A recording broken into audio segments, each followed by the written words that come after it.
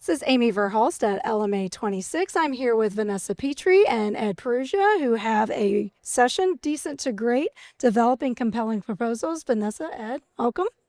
Thank you. Happy to be here. So share with us a little bit, high level, decent proposal, great proposal. What's the difference? What's some key differentiators there? Great question, Amy. Okay, so I'll start with the decent side and then I'll hand it to Ed for the great side. Yeah. So a decent proposal is one that checks all the boxes. There's no red flags. There's no grammatical mistakes. You've got your bios, your capabilities, your rep matters are all in there. You've submitted it on time. You've cared about conflicts, professional standards. You've ticked all the boxes, right? So that's a decent proposal. Sounds decent. But we're going to take it one step further here at LMA 26 because one thing that we sometimes lose sight of is that at the end of the day, somebody has to read a proposal. And if we want to impress them and persuade them that they should hire our firm, not a competitor, we need to go beyond all of the important things that Vanessa has already talked about and have something that persuades them and resonates. And so what we'll be talking about in our panel is kind of working backwards from that proposition that we want to create a great proposal defined as something that connects emotionally with the audience. Like, how do we do that? Sounds great. Now, AI is a big thing. We all know this. It's here. It's integrated in everything. Are there particular parts of the proposal process where AI is particularly relevant or helpful as you're making it great? So I think AI is table stakes at this point. All the firms are talking about it, using it, hopefully. There's a lot of excitement around AI, and absolutely, there are so many great ways that you can leverage AI to increase efficiency in the proposal process. And I mean, we've seen the deadlines have just gotten tighter and tighter, and the turnaround time expectations from clients. So absolutely, creating boilerplate content, creating executive summaries that you don't have to do from scratch anymore, tailoring bios, doing compliance matrices or evaluation where you feed the RFP, you feed the evaluation criteria, and then you have AI tell you, what am I missing? What are the gaps? How would you score me? I think he has a great example he's going to share about how it scored some of the sections. I'll let him talk about that. But yes, so there are so many things that you can use Gen AI for, but it can be bloodless. It can be generic, and it can sound like everybody else. So we're going to talk through when to use AI and certainly, yes, use AI. But when to always include a human. And so what else would you say about that? Yeah, I can just pick up quickly on this example of one kind of little use case that we describe, which is that we were a couple of days away from deadline with a fairly big RFP, and we wanted to just kind of get a sense, kind of a kind of gut check on where we really need to spend our time to kind of take it, I guess, literally from decent to great in those last couple of days. And so what we did is we fed the RFP from the client into the kind of enterprise Claude environment, and then we put our draft proposal in there and asked it to score each section based on its responsiveness to the questions. In the context of what the client was saying their goal was in submitting the RFP, or in putting the RFP out. And it literally kind of gave us like exec summary, A-, and then there were certain sections where we were doing a C-, and that kind of told us, confirmed what our own kind of human assessment, that those were the pieces we really needed to push on. So, that I think it just scratches the surface of what people are using AI for. Content generation for sure, research, but there's quite a lot of interesting stuff you can do, and one assumes also that our clients are doing the same thing and probably running them through the other side to see who's most compliant and who's done a good job. And so having a sense of what I think of our responses was quite a useful insight at that moment. That's a phenomenal use case. You're kind of getting a pre-score before you even submit it to be judged, right? Yeah, so, and it took 5 minutes to get it to spit that out, and that kind of gave us our roadmap for the last 48 hours. And so we didn't go back to the partner in that situation and say we have used AI, but we did go back to him and say, hey, here's where the draft's at. This is where we need to spend a lot of time and attention, and that's where we got him to kind of work with us to really shore up that portion of the response. And it definitely made a big difference to the overall quality in those last couple of days. That's fantastic. If you've given us some ideas on different things we could use to update our strategy, right? But we all know responding to proposals is a process. How much impact does your RFP process have on your strategy? How does Well, that? this is so.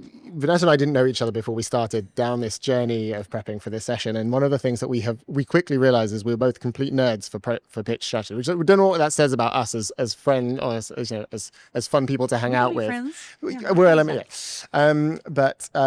Yeah, I think I'll pass it back to Vanessa. Just I think there's so many. I think most people in our roles understand the value of process and playbooks in driving consistency, but there are a few kind of portions of the pitch process or phases of the pitch process that we highlighted in our session as where there's real opportunity to either have a pitch go off the rails or really kind of build some more time and space into the process. Well, and Amy, you probably didn't expect this, but I'm going to turn this back on you. Uh-oh. I learned a lot of process from you. Oh, thank you. So you can't do some of these things that we're going to talk about, get to great, unless you have a really strong process. So I am a nerd for a project plan, for a checklist. Yes. And we have streamlined a lot of our processes around proposals. The kickoff call is very,